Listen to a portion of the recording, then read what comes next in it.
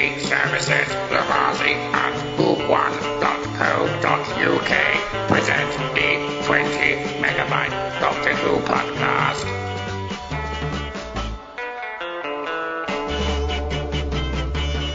Hello and welcome to the 20 megabyte Doctor Who podcast, episode 588. I'm Adam, and Merry Christmas! And here's Debbie Melrose. Be sure to save some room for a tangerine, Doctor. Mary Lang. It's Christmas Day. Who are you going to call? Nobody else. That worked rather well, didn't it? Yes, this week it's Last Christmas and not that song by Wham, the Doctor Who version. Christmas, I gave you my heart. And this should be fairly brief, I'm delighted to say. Should be, yes. No, A long episode, but a lot of it is taken up with the song. Because we've got the opportunity for it to be fairly brief. This is not loading the episode, just to annoy me, really. Let's give it a refresh. Still not loading it. What's going on? Maybe the iPlayer just doesn't want to play it. How strange. As I was saying... well, then it's going to be a really short episode. It will be if I don't play it. Oh, it's started now. So I'm going to take advantage of the potential briefness and erase through it as much as we can. The episode starts in typical Christmas special way. I was going to... Christmas special-esque way where, it's snowing, not muddy and raining like it really is at Christmas, just snowing and stuff. Take notice that while as hard as it's snowing, no actual snow is landing on anybody. So I think it's just one of those CGI in front of the snow as well. Mind you, you're not going to get a lot of mud on a roof. As they're obviously supposed to be on the roof. The snow definitely isn't settling. That's because that's really not what I'm trying to make. That it doesn't snow in Britain at Christmas. It rains and muds. There's a sleigh crashed on the roof because Clara's been woken up by this sleigh crash, and she goes. Only thing that you notice, apart from other things within this episode that are explained later, obviously, is Clara's hair looks absolutely perfect. Most people, when I used to have hair, I used to get up and my hair was always a mess and needed a bit of a brush. It looked like a dandelion when I get absolutely perfect. And Father Frost Christmas, his beard does look like it's sprayed on. The saving grace of this episode. Yeah, and of course Dan Starkey, one of the elves. Nice to see him without makeup. I bet he had a nice day coming. The teeth are quite recognisable, and the gap between his teeth. Anyway, so there's the Santa and his elves are on the roof. They've had a bit of a crash, and there's some flying reindeer and Rudolph's stuff. being an idiot. Yeah. Yep. And so that sort of Clara's a bit confused by what's going on. And I think then, hang on, I'm just moving forward because this scene's a bit superfluous. I think the Doctor suddenly appears and has an argument with Father Christmas. With Santa. And he takes Clara into the TARDIS, and then they are on a air base. And of course, we get the title sequence that says Peter Capaldi, Jenna Coleman, Doctor's Eyes, and then Nick Frost, sort of a little bit further back in the title sequence. Anyway, so they're on this sort of base. It's kind of a base at the North Pole. It's a North Pole base. It's supposed to be like a research base, isn't it? Yeah. It's a base under siege sort of scenario. And this girl is entering this room where there's some people in beds and... the sleepers, Yeah, and she sort of starts dancing, which they obviously think that's good because obviously she's not getting done in yet. Nice to sort of turn her into some sort of sacrificial lamb, but anyway. And I think the Doctor and Clara... Why is she coming through? Is there something at the other end that they all want, that they need her to go through there? Or is it's a good question, Mary. There's no actual point made for her going in there, is there? Yeah, but even that is explained later. Anyway, I didn't notice it then. No. Anyway, the Doctor and Clara arrive in this room, and all these people start sitting up with them. I like how she you know what this reminded me of, this scene where they all started sitting up and they got these sort of supposedly crab things. They didn't look like crabs when I first saw them. It looked a bit like Crabs, those yeah. monsters from the Sylvester McCoy episode when they go back and meet Ace's grandmother or something, or mother or something like that episode. And also they reminded me of that episode, Are You My Mummy, when they all started sort of sliding out of bed. The cross between Are You My Mummy and Alien. Like that, I suppose, yeah. Yeah, that's what it put me in mind of was. Well, especially when the face huggers fall down from the ceiling. Yeah. So anyway, because then the Doctor quickly realises that they're getting up because they're being thought about, and then Clara sort of thinks of Danny, and I think there is a scene in there where the Doctor's trying to take Clara's mind off it, and he says something about Danny Pink, and she slaps him, and because Danny's dead. Like, imagine what Danny's doing, texting that sexy neighbour next door and teasing him too much. Yeah. So he gets a bit of a belt, and there's a shot of some slinkies going across the floor. I love that. And a tangerine, and then the Doctor, Santa appears after a red-nosed reindeer. It's Christmas. Who are you going to call? Yes, very good.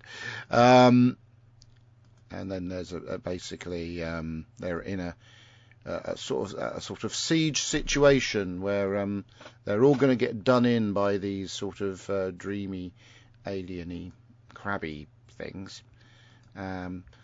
This is great. I can actually whiz through this because the next God knows how many minutes are the Doctor trying to decipher ways of getting through this particular problem, because a lot of the alleged crew, are sort of already taken over by these things. Address the fact that the man who was trying to talk the lady through the room of sleepers is Patrick Troughton's son. Yes, I think we established this last time. Yes, and it's the fact. I thought I'd say it because Kirby's not here. We don't have to. Let's make the most of it, shall we? So basically, these aliens are just sort of eating, a bit like sort of mind leeches, aren't they? So the leech will just take your blood, but these things will just attach themselves to your head and just because leeches have a sort of a natural thing where they I think that's exactly what they are. They're sort of mind leeches. Yeah. And that whole idea of the ice cream brain freeze as well. Yes. Yeah. And of course that when there was a mention of the straw, wasn't it? Where the straw in the head and sucking the brains out that way, which was a bit like the the alien in the first Martha story, the moon, when the moon disappears. I know. I was going to say the vampire. But that was obviously in the neck. But anyway, so that Clara sort of eventually admits that Danny's dead, and I love the way Doctor goes, "No, he isn't," which is quite funny. Once again, I mean, she's just moaning about Danny in a way that I just don't buy, because I just don't remember them being that close during the. Yeah, but I think we're supposed to believe that lots. Yeah, but the trouble is, like the stuff that her and Danny were mainly getting up to, I don't think they could show at this time of an evening, especially with sort of younger viewers. I'm just trying to check the live feed while we can. Nobody. Well, we've got people watching, nobody commenting. Unless I've misunderstood. No, you decided there wasn't going to be an episode. No, I did not. Right, so moving on. Yeah, so these creature things, right? We're going to skip this week. I seem to recall you said last week we were going to skip this week. I don't remember saying that. No, we didn't. We're going to skip next week. Oh, fair enough. Anyway, so Clara ends up going back into this room with and up on the ceiling again. This reminded me of the Silence, where they're all hanging from the ceiling. These sort of crabby hands. They look like sort of just severed hands to me. That happens in the submarine, with the Mars creatures. Yes, that's right. Yeah. One of those was running through the ceiling. Yeah. Yeah, but again, it's the face huggers from Alien. It's just. Don't get cross about that. I'm not getting cross about that. Yes, I love Alien. It's one of my all-time favourite movies. But you're saying the Doctor who's ripping Alien off. Well, yeah, it is a bit. Didn't deny it. yeah, so these creatures, as I say, they look like severed hands rather than crabs. I suppose they could slightly look like those hermit crab thingies, but for me they just look like severed hands. They and then look crabs to me. You reckon? So it was definitely more spiderish, I think, really. Spiderish? Well, they didn't have 8 legs. No, but I'm just saying the way they moved. I suppose so. Yeah. No, the it from the Addams Family. Yeah. Anyway, so Clara then suddenly realises in a spot of bother as one of these crab things starts falling down this thing. She tries thinking of Danny, and then suddenly she's in a lovely comfy bedroom, and Danny comes in with his Father Christmas outfit. Santa Claus outfit. God, I can never get my head around that. It was always Father Christmas when I was little. Anyway, and then she's in a very happy environment, and everything's going rather well until a blackboard appears, and it's got her name on it, and then every time she wipes it, a word changes. It's just great when it goes to. Although even the writing changes from one scene to the next. So you've got the scene from behind her.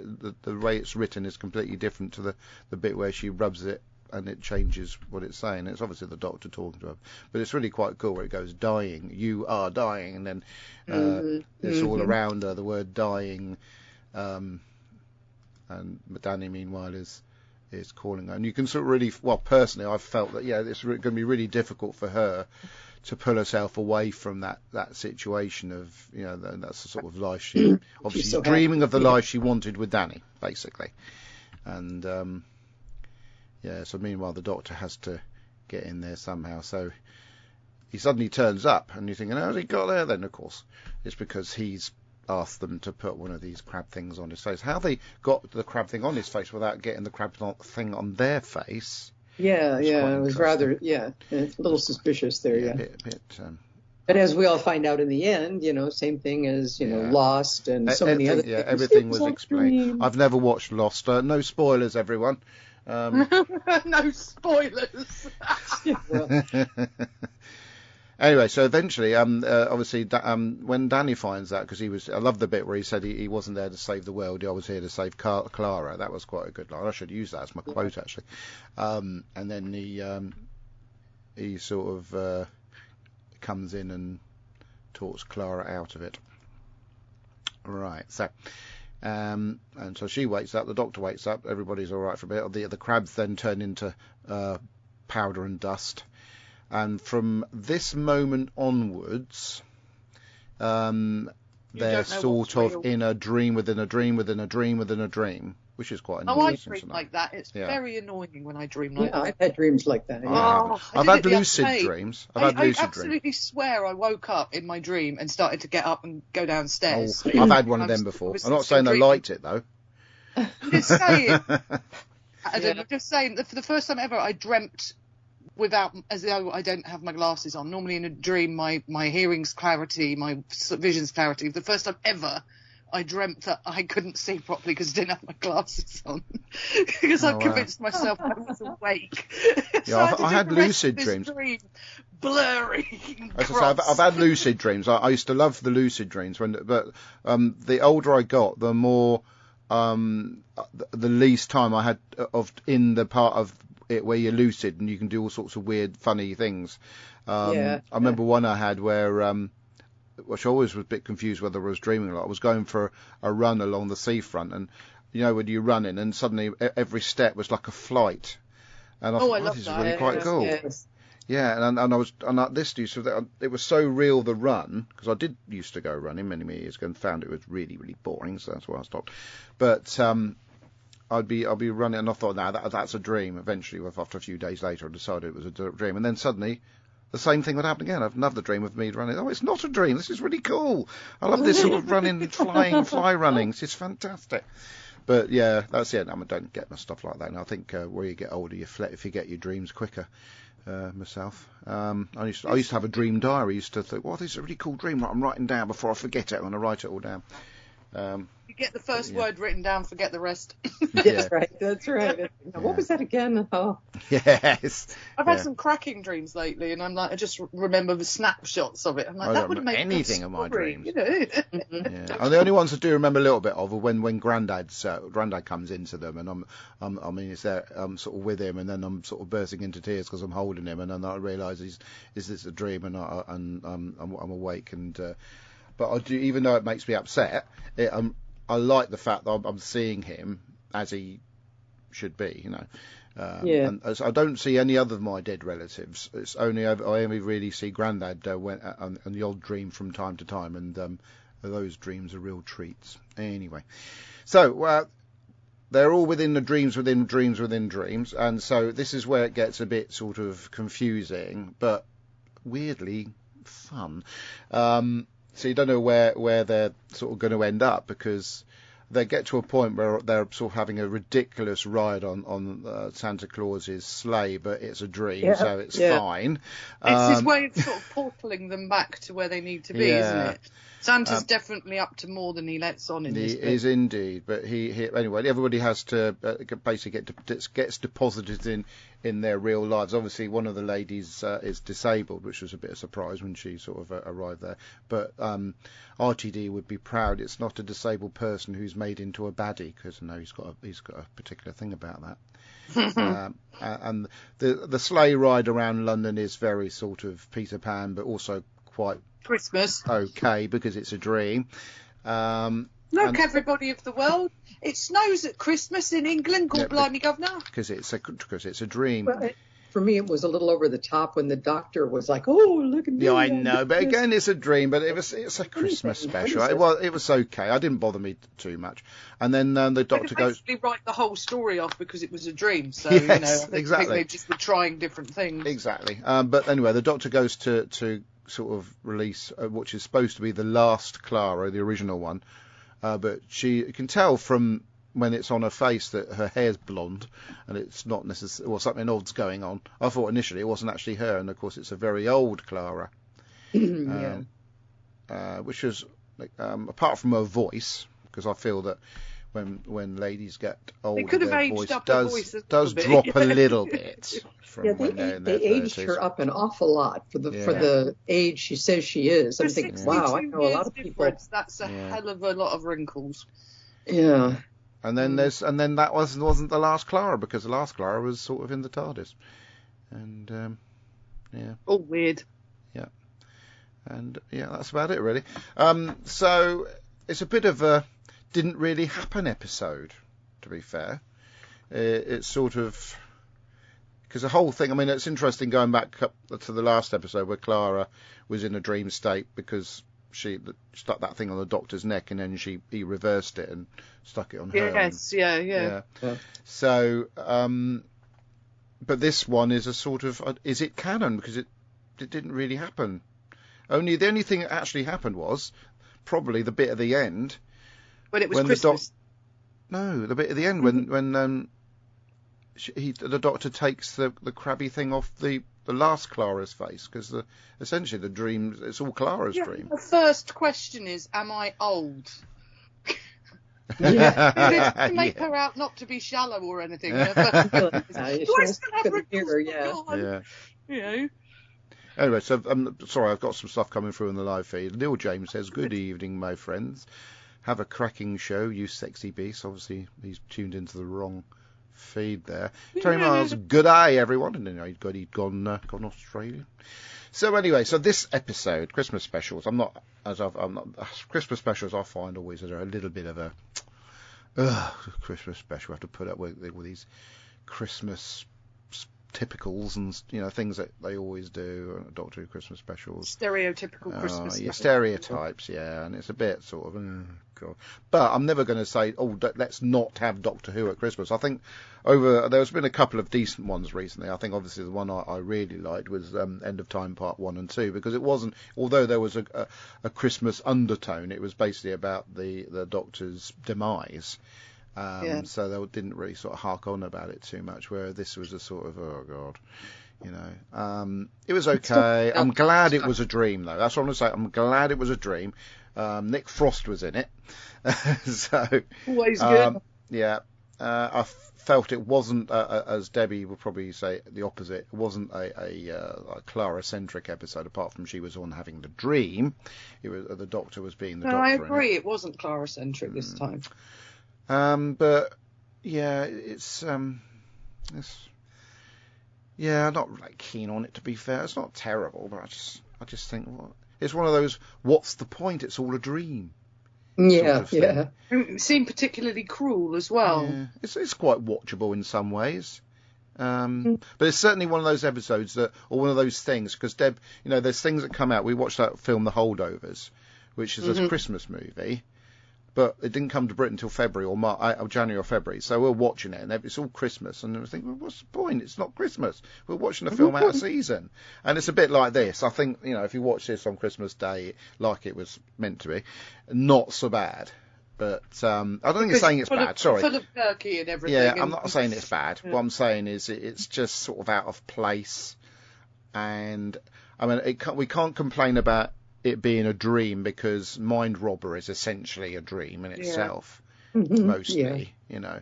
So it's not bad in that way. It is a story, and it has some charming elements to it. I quite like the cast; they're quite good. It's nice to see Dan Starkey out of a Sontaran outfit. It's a bit long. I felt, you know, maybe they could have just made it a bit sort of slicker and had it as a standard, normal length episode. Or just don't have it as a Christmas special, have it as some other thing, don't have Santa Claus in it, and just have a story like they could have potentially used something like The Toy Maker, or even The Mind Robber himself. Could have been The Return of the Mind Robber, with a few friends, i.e. the creatures that, you know, eat the face.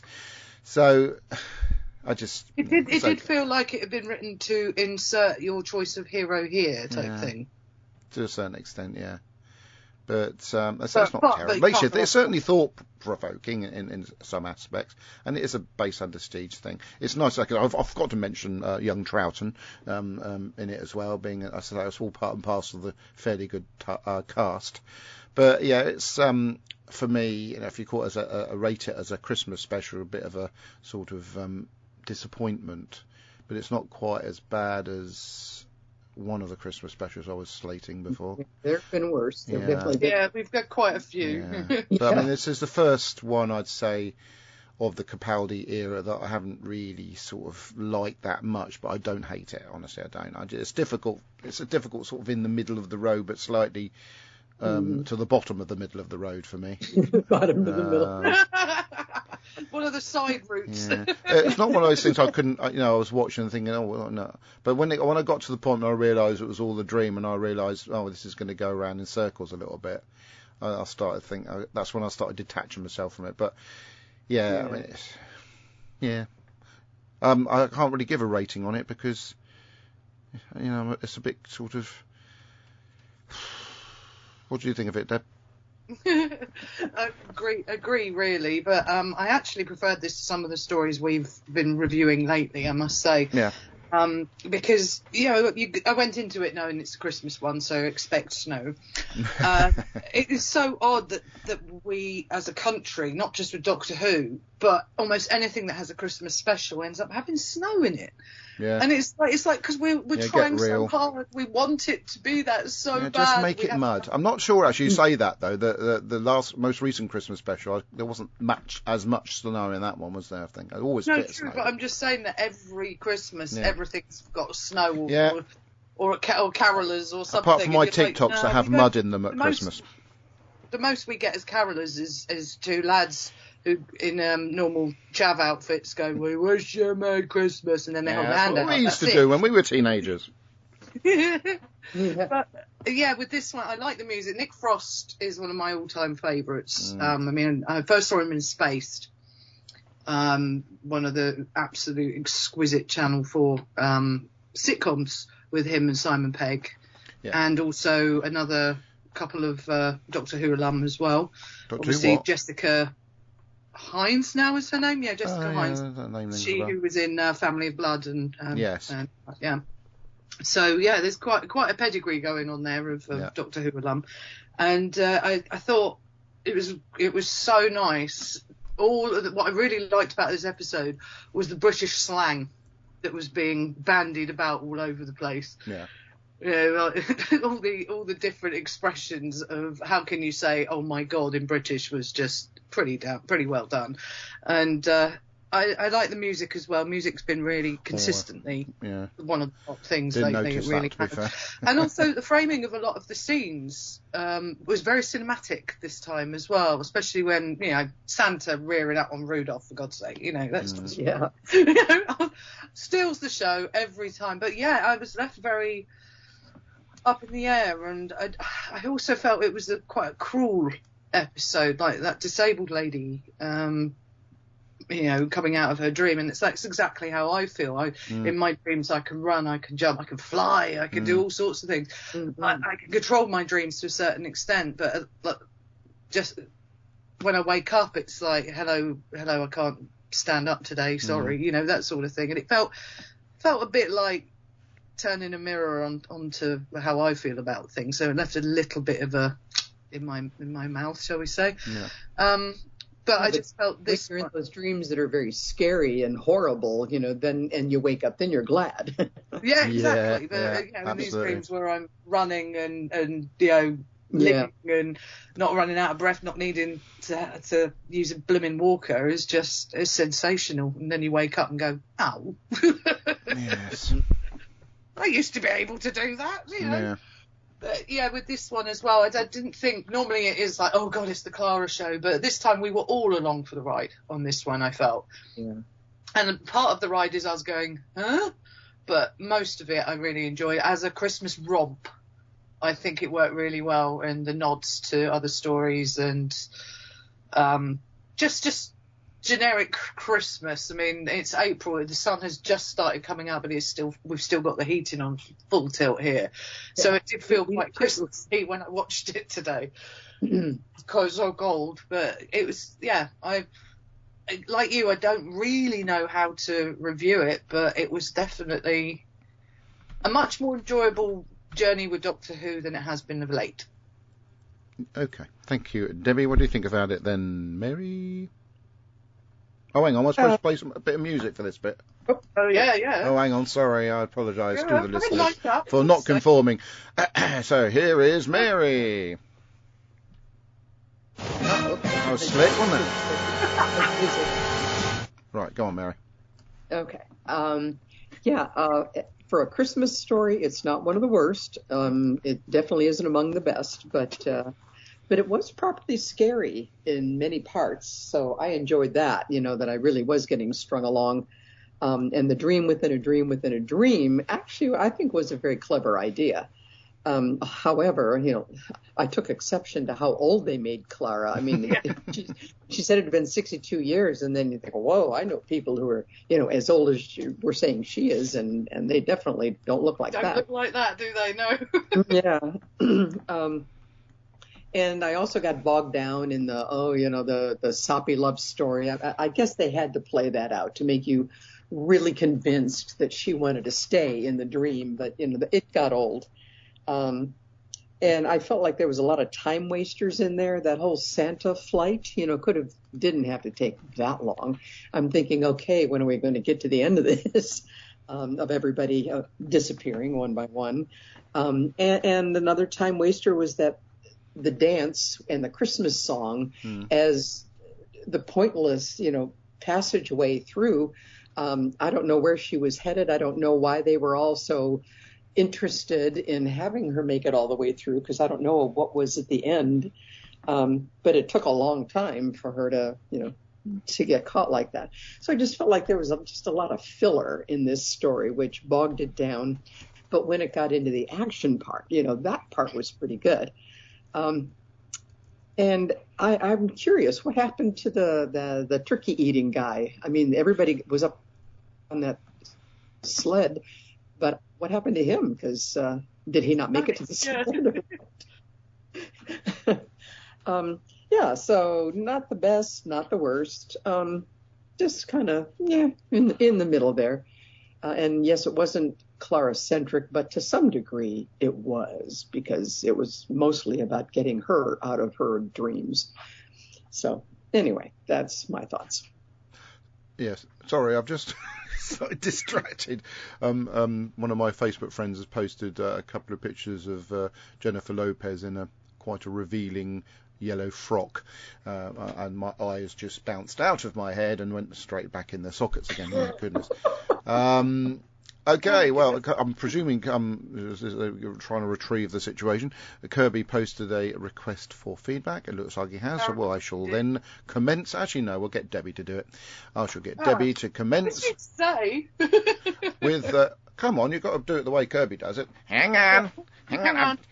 Just going to do the spreadsheet. I haven't got the spreadsheet. It's a nice picture of you for Santa. Okay, we've got 7 comments. Reminder posted, obviously, on one day ago. Andy Nunny watched it 3 weeks ago. Kirby Bartlett Sloan. Brendan Moore has left a bit of a review. Well, as in a I recorded one, because I haven't got it. Has he got sent you an audio, or I don't think so. Hang on, let's have a look. Nope, unless it's gone into spam. Okay. So this is from Brandon Moore. I will mark you, Santa. Last Christmas by Wham. Oh no, wait, by Stephen Moffat. I like the different tone for this Christmas special. A dark horror movie vibe does fit in just as well with the festive season as the lighter family-friendly stories do. And hey, this one has Santa Claus in it. I love pretty much everything about this story. The aforementioned St. Nick is great, with the aforementioned Mr. Frost bringing a nice take to the jolly red giant. The elves are good comic relief, and the North Pole setting is a neat idea. The dream crabs and the onion-like layers of reality are fun to play around with, and the base characters are all pretty good, especially Shona, who was at one point written as a potential Clara replacement. Speaking of Clara, Jenna Coleman is hot, though it's a shame that this wasn't her last story, as it would have been a good one to go out on, either as the younger or older versions. I don't think the aging makeup is particularly good on Jenna Coleman, but she acts it well enough. Oh, and it's good to see some mellowing of the 12th Doctor's personality. Overall, I would give this one an 8.5 out of 10. Next time, watch out for the clam drones. The what? And now Lillian Robin. Lovely Lillian. One of my favourite Capaldi stories, and close to being my favourite Christmas episodes. A Christmas Carol holds that spot. I love the layers and layers of dreams. Has anyone, brackets Kirby, close brackets, figured out how many layers there are? I'm in North Georgia this afternoon at various flea markets with friends, so I can't watch all live. Don't you dare stop doing the live stream just because I'm missing this week and again on May the 12th. I'm going to Brick University in Chattanooga that day. Legos, Adam. I'm not doing it on the 12th. Or am I? We might be doing it on the 12th. Not quite sure. It's not Legos, it's Lego. Legos is a word mentioned by Americans. The word term is Lego, not Legos. And Ian Kirk replies to Lillian. Oh, yes. Last time the 20 Megabyte podcast reviewed this story, episode 250, Kirby said 5 layers or 6 if the ending tangerine is in a dream. Anyway, Ian Kirk says on the live feed, turkey-eating Troughton died when a dream crab came out of the screen and killed him. Fair enough. Turkey-eating Troughton, that's what he's being called from now on. Turkey-eating Troughton. Also submitted his script, but I'll leave that. And Neil James. Last Christmas. This would probably be a better story without the comedy Christmas element. The alien stuff is genuinely creepy, and the guest cast, especially Shona, are strong. I'm furious that we get yet another instance of Clara physically assaulting the Doctor. Oh, and Danny Pink is back. Bore off. Not bad, but pretty forgettable. 3 stars out of 5. And then he's added Lillian Robin. 5 stars out of 5. I haven't got a problem with Clara slapping the Doctor. There was a couple of scenes in which Matt Smith got slapped, and basically so hard that his face rotated to sort of look at the camera. So but those were done in a comedic way, and you kind of went along with it. She just assaulted him in this. Yeah, her hitting this Doctor just doesn't work from Mary, it's a dream.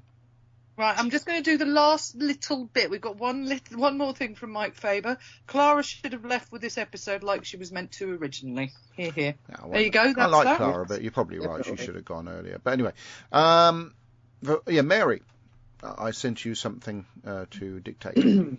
Yes. Okay, this is from Linda and Terry Miles, and they say, Sorry, this is a bit brief. I have a satsuma to eat. Ha ha ha.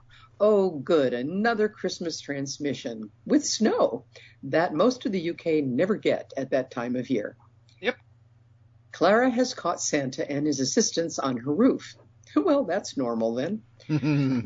Arrives to take Clara away on an adventure, which doesn't happen as they go to the North Pole and find 4 people who need saving. They have been captured by face-hugging telepathic aliens. It's obvious that they were caught when they went to leave the sick bay. The story had so many holes in it I can't be bothered to mention. Bit harsh. Apart from one. How come the facehuggers got Clara in her bedroom and the doctor in a different place? They didn't, because it was a dream. One too many liners to talk about. The story was rubbish, but the action and acting were worth watching. Great to see Dan Starkey without makeup. Nick Frost was excellent as always. Michael Troughton carrying on the family tradition as Professor Albert. Linda says the story was average. Me, I feel Moffat should have a facehugger fitted, then be hung up by his ankles and dipped in something cold and wet to remind him it doesn't snow at Christmas. Although it probably does on his planet. Next up, The Magician's Apprentice, more Clara-based tales. Linda and Terry Miles. Well done, Mary. I'm just looking at the 20 megabyte Doctor Who podcast Facebook group, which you can join banner, and it's got all the doctors across in a beautifully rendered piece of graphics. Some of it done by me, actually quite a lot of it, but nicked from another person's design. And just checking they're all there. And I should actually do another one with the little ticks next to it, the ones I've actually had my picture taken with, because Jo Martin, I believe that's her name, Debbie, you'll probably know better than me, who played the fugitive Doctor.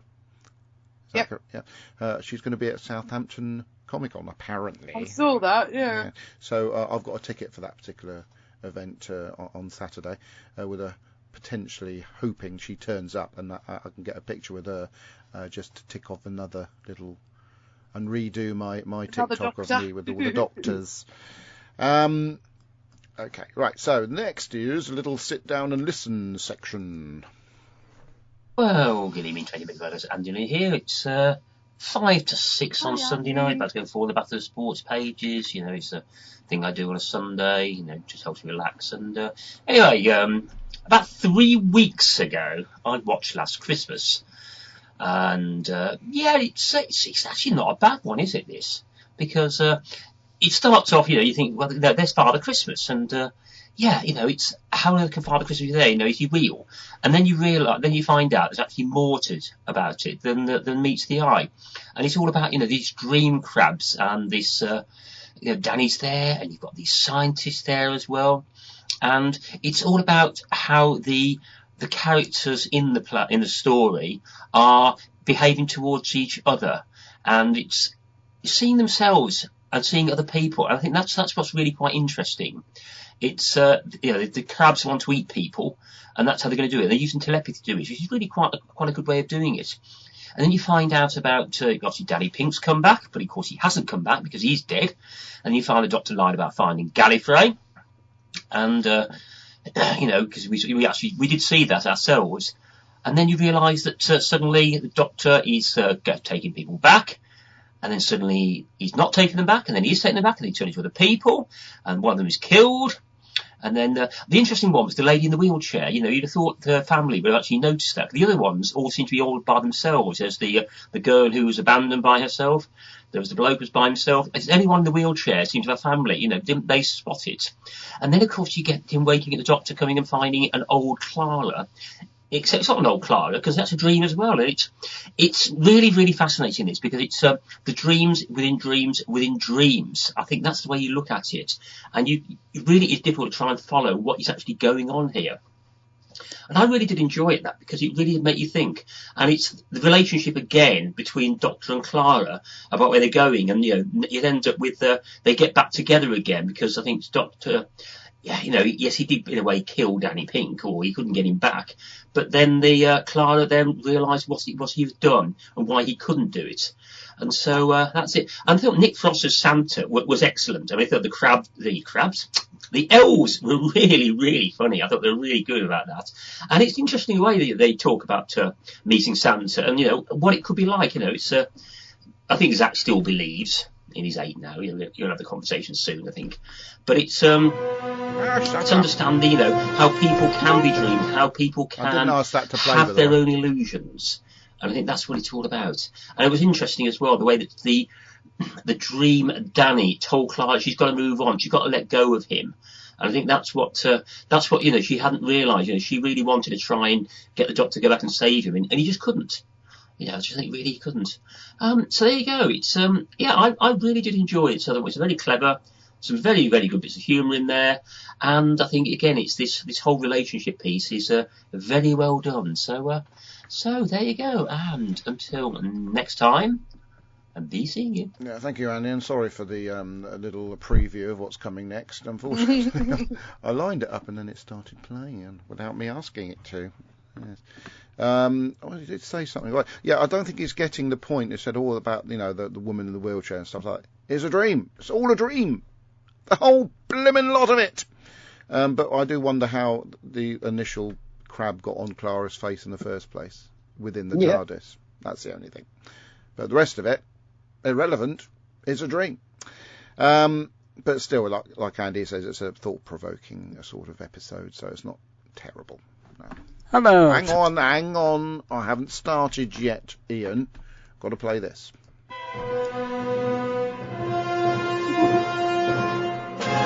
Hello, 20 Megabyte Podcast. This is Ian Kirk. Hey. Hello. Last Christmas by Stephen Moffat. It's Saint Nick. And Dan Starkey plays an elf called Ian. This is all a dream. Like a series of Dallas.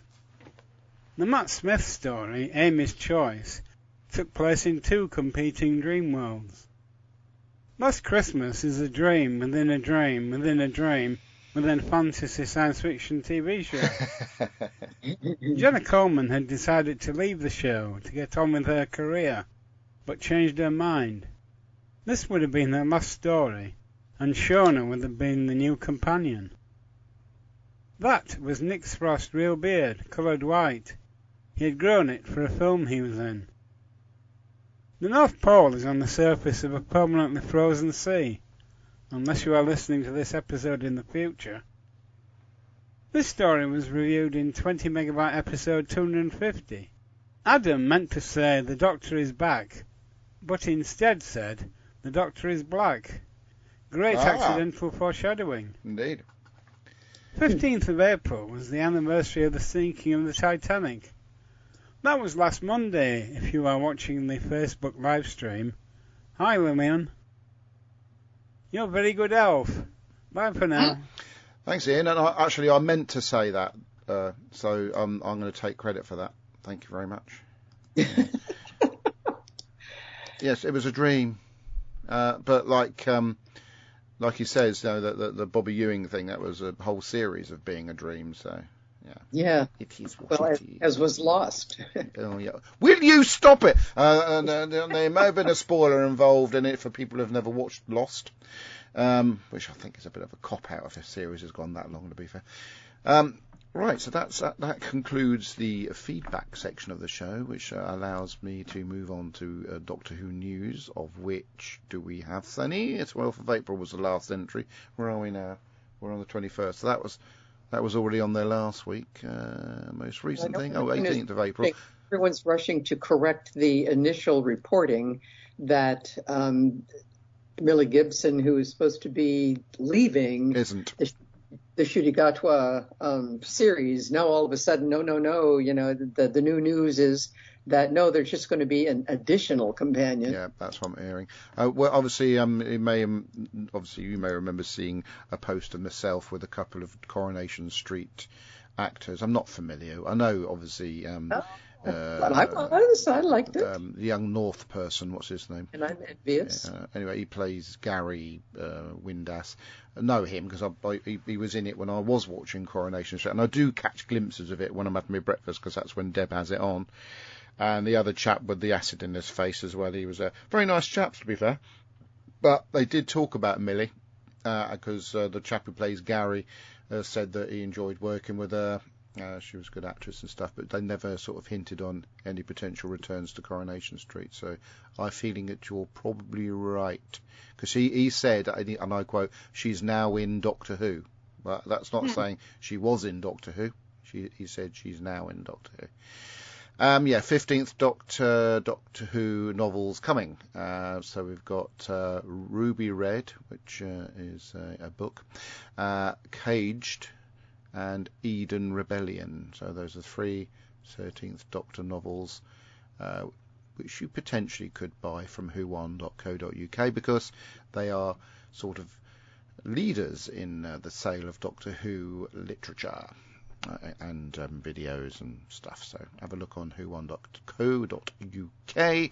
to absorb that sort of information. As far as FanTCCon goes, I'm still in sort of nothing new to announce really. It's just a case of trying to get my sort of teeth into the organisation side of things, and get more posts out there. So all I'd ask of our lovely listener, because we haven't got many, and potential people that are on the Facebook page, is if you see a post about FanTCCon, share it. That's all I can say. Because not only will you be sharing information about an event you probably won't be able to attend, but you'll also be sharing a post about our sponsors, Red Funnel. So anybody wants to come to the Isle of Wight, they may come through the Red Funnel link. And also you'll be making people aware of Mountbatten and their work with the hospice in Newport, which is a very important charity for our community, because obviously, sadly, lots of people have cancer. Some people brilliantly survive it, but some people don't, and they will end up in that hospice, and they will need to be cared for. So you're doing a good thing by sharing in 3 ways. Sharing any posts about FanTCCon, but obviously we'd like to see you there, preferentially. Is that the right word, Debbie? Or you're an expert on diction and stuff? Preferentially. Pretty good. Would it do? Anyway. Of course, there's also mention of my Dalek, Mark, who shall be arriving on the Isle of Wight around my birthday. Trouble is, we still haven't got a storage facility for him yet. Adam, and he will need is Jonathan making it for you? Jonathan? Who's Jonathan?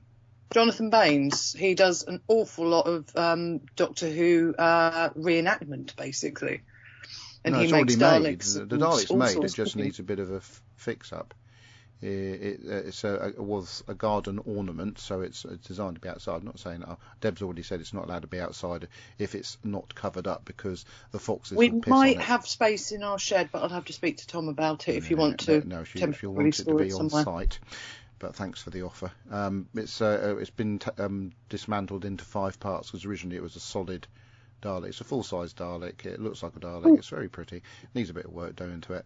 And obviously the ultimate thing is to show it off. But I will have to create a facility for it to live in the garden so as the foxes don't piss on it. But yes, so they get everything. yeah. Mm-hmm. So it's a very sort of sturdy piece of Dalekness. So yes, that's all I can report really. I said there's some events coming up this weekend. Going to London on Thursday, I believe, to go and take that at the O2. You're taking that, aren't you? Yes. Lele has potentially suggested the possibility of a meet-up. I don't think it's going to happen, because I think she can only do a meet-up in the evenings. But I've sort of asked her, what part of the smoke she lives in, and maybe we could sort of do something. But on the Friday, we're going to see Harry Potter and the Cursed Child Part 1 and 2. Oh, I'm so jealous. And then that leaves Saturday. We were sort of going to hang around London on Saturday, but now I've got the ticket for Southampton Comic Con. We're coming back to Southampton Eastleigh to go to that. It won't be an all-day thing, because I think it's only a little event, but get a picture with Jo Martin if she's still there. Maybe meet a couple of the other celebrity guests they've got that I'm not completely aware of. And then come home, because the next day, me and Mick and other, probably Owen, possibly Isabella, are going to the Bricks Festival, which is in the same place as Southampton Comic Con, the next day, organised by the same people as well. So you're running a risk trying to get off the island 2 days in a row. I beg pardon? The 2 days in a row trying to get on and off the island with one red jet running and one car ferry. Well, the fact is, we'll be going over with the car on the Sunday because Mick's driving over. He's got a free ticket because his sister works at Red Funnel. And coming back on the Saturday, obviously I'd have my car anyway, so the red jet scenario doesn't affect me on that particular. No, I'm just saying as well, there's only one car ferry on, so be careful. They had 8-hour wait the other day. Oh, that's nice of you to make us feel really confident about getting back to the island. I'm not confident. I've got to get off the island this coming Monday and the weekend after for a play that I'm going to see, and I'm not even sure I'm going to get off the island. Naughty Debbie, isn't she naughty, Mary? Why am I naughty? I don't know, I haven't decided yet. Right, I'm taking Ida birthday shopping on the Monday.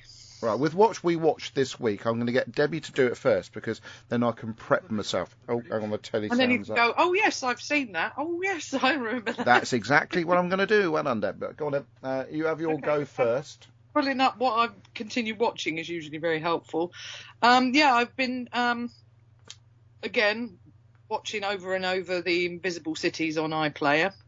I've managed to finish off the Killing Sherlock, Lucy Worsley on the case of Sherlock Holmes, which was an exceptional 3-parter about Sir Arthur Conan Doyle, and that was just brilliant. Her programmes just seem to get better and better. I've watched the first part of the new dig in Pompeii. Good, isn't it? Oh, it was amazing. But I made the mistake of watching it on my phone while I was playing the game at like 3 a.m. when I couldn't sleep, and most of it's in Italian. But I was like, oh no, it's all going to be subtitles, and then I realised I was following along because my knowledge of Italian. You know when that happens, yes. Illogical specific. Can I just? I have to say that you dippy twit. I think it's a term that I used to use. You could understand more language. I forget that I could understand a lot more language like French, German. Is that because you're intellectual, Deb? No, I'm polyglot. Bit of a difference. Yeah, I love languages, and you know. But yeah, that was breathtaking because I've been watching the Invisible Cities where they're doing the scans of the area like Herculaneum, and there's like 2/3 of that still buried underground. Absolutely mesmerising. Oh, we'll have to look out for that one. It is. You told me, didn't you? I made a note of it on my notes. Yeah. And I'm trying to think what else I've really been watching, but mostly it's been historical stuff. Today I have mostly been watching historical I've had stuff. to watch quite a lot of YouTube, Mr. Beast and things like that because Isla's taken over control of telly again. And then, other than that, I tried a little program on iPlayer called Villages by the Sea, but it's oddly depressing. About all the elite little beach places and things. It's like, I can't be asked for that. And then I've also been doing Hidden Treasures of the National Trust, and that's been quite fascinating. I've sort of done a deep dive into iPlayer, which I haven't done for ages, and you've got all the old documentaries, and I watched a really cool documentary series that I mentioned last time, like about Amy Winehouse and people's lives in 10 pictures. That's been sensational. I recommend that. That was one of the ones I was going to mention. Well, I told you about it the other day. And I told you about it the other day. I said you want to watch that one. No, I watched all 12 of them. Now, kids. No, I'm not having it. They're rebuilding Notre Dame, the next chapter, and everyone got excited thinking it was the new episode. You know, them opening it 2024. The old one of that one. And it's the old one, so I'm hoping that means that we're about to be heralded with a new episode of that because that's sensational. And other than that, it's been Doctor Who, and I've been listening to quite a few things, but mainly real life murders and mysteries and things like that. I love that sort of thing. So yeah. Right, I can go now. Insomnia this week, a lot of insomnia. Right, I watched Ant and Dec's Saturday Night Takeaway. Bruce Lee, Life in 10 Pictures, Robin Williams, Life in 10 Pictures, and I managed to compose myself and not get emotional because that's a really emotional one. Alexander McQueen's Live in 10 Pictures. I didn't actually know who Alexander McQueen was, so that was still quite interesting. Ella Fitzgerald was one I watched a while back. They seemed to bring them out in the wrong order, but that was quite good too. The Nelson Mandela one was fantastic. I love. Oh my God, he's one of my biggest heroes, Mandela. Anyway, Royal Kill List. There's 3 episodes of that, which was really good. Air Crash Investigation. I do love that series. It's when I'm watching it, I feel so comforted that I'm sat in a chair at home and not in an aeroplane. But it's a really good thing. The Apprentice, the UK version, obviously, which is always good and entertaining. And God knows how these numpties get on the show, and I'm surprised I haven't been on Tipping Point. Ancient Bodies, Danish Mummies, and all sorts of they're quite good on National Geographic. Yeah. The Strangest Things series. Ancient Worlds Revealed. This is the first episode in which, you know, that sort of Asian chap who is American bloke, and he did a series about finding all the Mayan artifacts with that Vadar thing. I don't know what it's called. It's it's a machine that can see through forests and find archaeological things. That's what I was talking about. Yeah, Ladar. I think it's called Ladar. Yeah, or something Vadar. like that. Yeah. And he, because he's got Mongolian descent, he really wants to find Genghis Khan's burial place. So I watched a bit of that last night. He did go off on several tangents, like he went to Petra and places like that. But I love. It'll be quite interesting if they find all these bodies all with each other. You know, like Alexander the Great. Yeah, true. But I must admit, I do love seeing images of Petra and stuff like that. I did a lovely little piece on Petra. What else we watched? Married at First Sight, Australia. I really want to go to Petra. After seeing it in Indiana Jones and the Last Crusade when I was little, I fell in love with that place. I want to go and see it. What else we got? Yeah, we've got Mary Road Trip.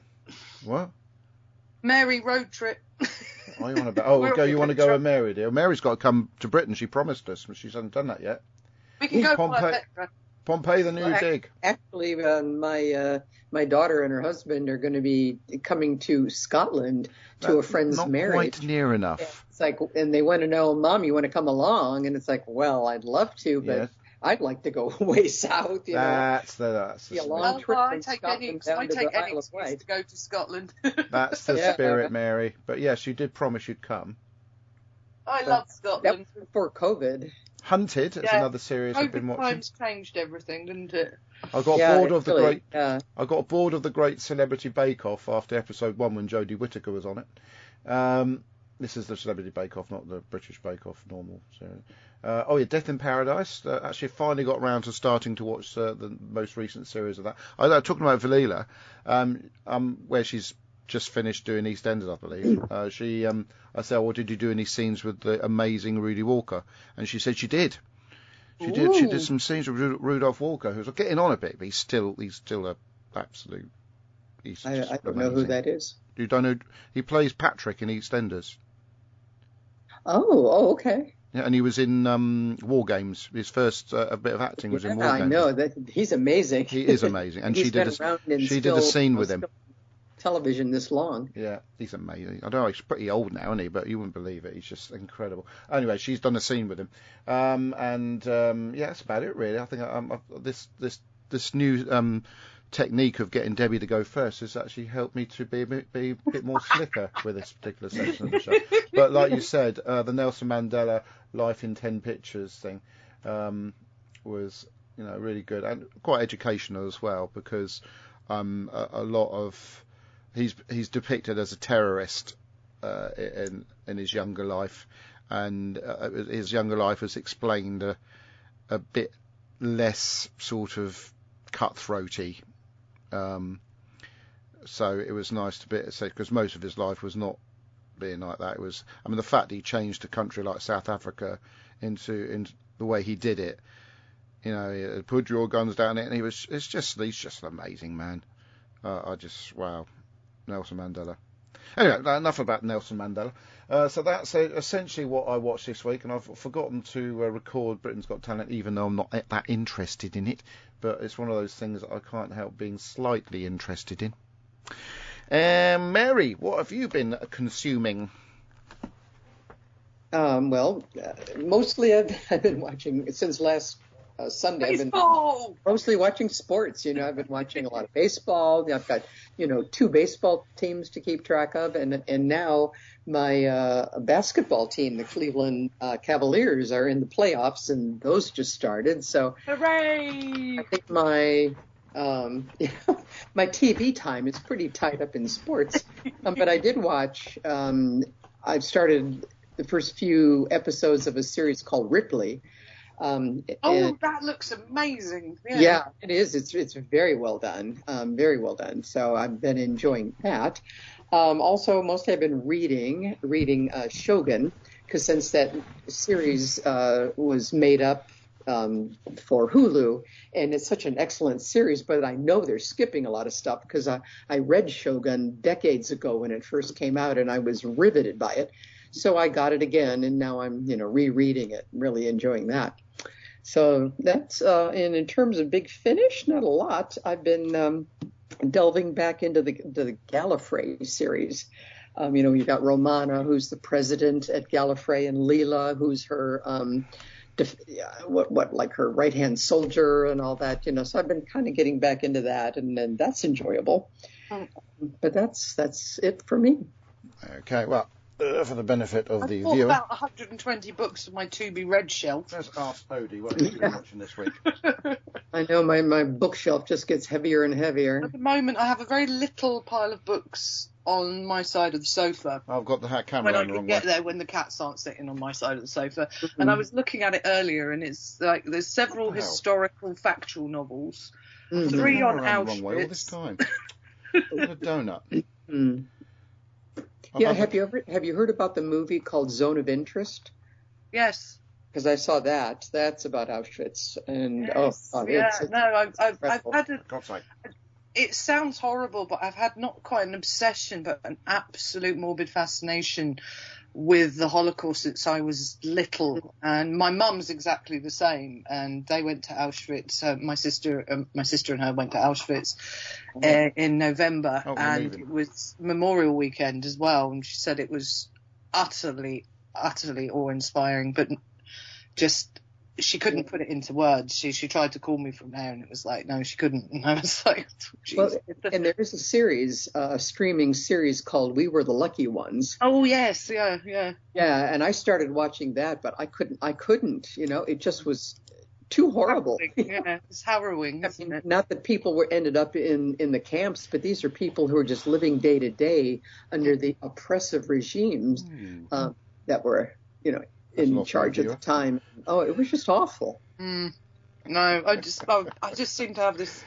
I love history, but I always seem to veer towards the darker side of things because I have quite a morbid fascination and dark sense of humour. So, just fix my gothic nature, I guess. Absolutely. No, I just it's like when I was little, I read Boy in the Striped Pyjamas, and that pretty much, I think, sums it up. That innocence, because that broke my innocence in the whole. Yes. This is what actually happened, and I find it really because I've got friends who had relatives who were there and things like that, and it's shocking that people people don't believe it happened. It's like this is one of the people who deny that it ever happened. Yeah, but there's people that deny all sorts of things never happened. The moon landings, for one. Yes, absolute truth of what happened. You know, it's like that Britain invented the concentration camp. I love the amount of people that go, "No, we didn't." Well, it's we like, did, but it wasn't quite done in the same way. Yeah.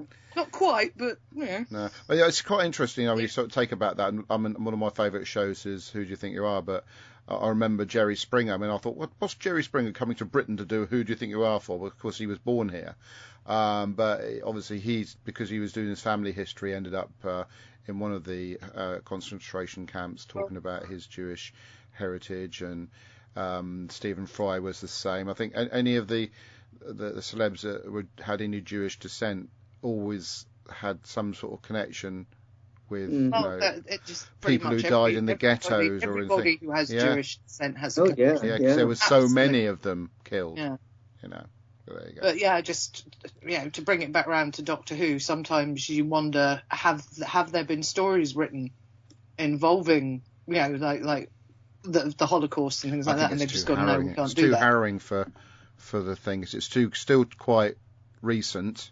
It's raw. I think Yeah. that's what it is. It's not just. And the images are still but around. It's very, and how it's just you can't get your head around how one human being can do that to not just one other human person, but thousands and ultimately millions. You know what some of those people did at. You know, that's face to face, looking a person in the eye and doing those things to them. In Zone of Interest, just can't get your mind around there's a conversation of the guy who's the head of the camp who is designing a way more efficient oven setup that can, kill off thousands more than at a time than they were currently doing. It's like, oh my God. Yeah. No. But anyway, I think we're going down a rather depressing tone on the show. So yes, we have. Reel it back in again. You started it. I didn't start it. Yes, you did. You invaded Poland. It's also like brings it back round to kind of to the episode that we just watched, the dream within a dream. Within a dream, that when people deny these things happen, it's like, why do you deny it? Oh, it's not real. It's like flat earthers, isn't it? What reality to you? I want to know. Does anybody know a flat earther? Because I'd like to know how a flat earther. But Andy Nunny's got a flat earther friend. Yeah, I know, but how do they explain being a flat Earth? How you get from Alaska to Russia via just a short. Trip. It's a very short distance between Alaska. It's all lies, Adam. It's all lies. No. I am confused by the whole thing. No, you'll get knocked out when you think it's a short journey. And gravity is caused by this planet being a planet, not being a flat thing. How's that work then? Yeah. And why is everything else in the universe round and a globe, essentially, because it's in space, but we're flat? I love the memes of that. I've shared it a few times on Facebook. You've got all the planets and then us just flat as a pancake. Yeah. Oh my gosh, yes. Like, there you go. And how come the sun's there but over there and they can see it over there? Oh, that's because the light is just there. Well, that's why they see it over there. The world is flat, yeah. Makes sense, doesn't it? Of course it does. And why hasn't anyone sent a flat earther up to space or up high in a mountain where you can see the curvature of the Earth and things like that. Anyway, so moving back, I'm just yarning. Next time, what is the first episode in the next series? I've completely The Magician's Apprentice. That's it. They said, didn't they? Magician's Apprentice. They did, At the end of the episode, they did say this. Magician's Apprentice. So that's when we will be back, but we won't be back next week because, as I alluded to, will be at the Lego Festival. But the next schedule, potentially, a date is the 5th of May, where I would have been to Heroes Con. And I would have been to see the other Berlin Girl in Chichester with Alex Kingston. Ooh. Oh, you got friendly with Alex now, have you? Excellent. No, I'm going to see the play and I'm hoping that I might get to say hello or something at the stage door or something, but it's a matinee, so they probably won't. Oh, okay. Right, so, and until then, that's a new word, and until then, thank you for listening, watching, oh God, I can't even say it, you say it, Deb, I've got my head all mixed up. What do you want me to say? Yeah, I'll say the goodbye bit, no, you do the end bit. What, as in, see you next time, and, we'll mention our no, a bit more slicker than that. Feedback any time to the 20 megabyte Doctor Who podcast. No, that was far too slow, no. This is how you do it. Go on then. Thanks for listening, watching, taking part in the show. Do to continue. I can't speak tonight. Do continue to do so. Goodbye, for God's sake. Bye-bye. Goodbye, fancy bud. Scarecrow. There's no need for that, but he's not here.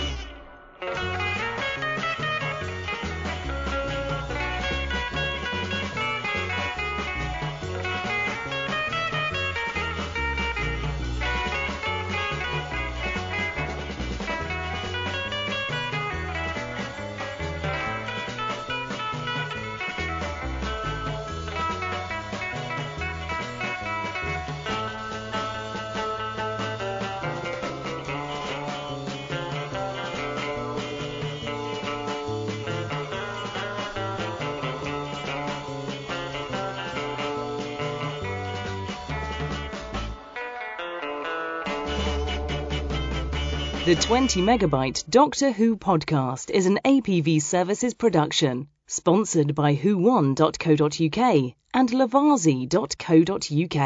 We are proud members of the Doctor Who Podcast Alliance. Doctor Who is a trademark of the BBC. No copyright infringement intended.